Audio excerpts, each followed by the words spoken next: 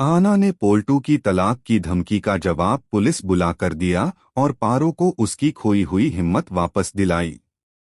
पोल्टू गुस्से में पारो को अपमानित करता है, लेकिन आहना डटकर उसका सामना करती है और साफ कहती है कि अगर उसने दोबारा पारो पर हाथ उठाया तो पुलिस केस दर्ज होगा। दुर्गा माँ भी आहना का साथ देती हैं और कहती हैं कि बेटा होना अपराध करने का लाइसेंस नहीं है। दूसरी ओर अर्जुन को आहना की दखलंदाजी पसंद नहीं आती और वह उसे डांटता है, लेकिन आहना जवाब देती है कि औरत का सम्मान करना सबका फर्ज है।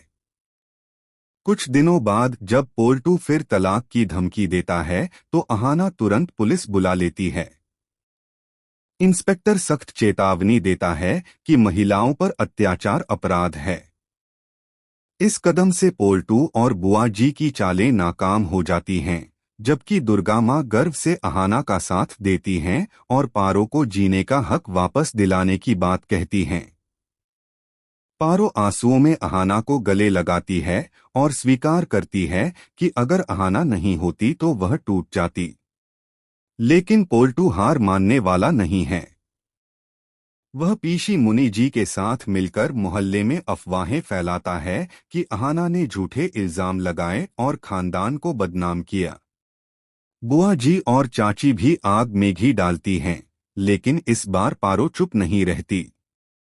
वह सबके सामने कह देती है कि आहना सच बोल रही है और पोल्टू ने उसे हमेशा ताने और यातनाएं दी।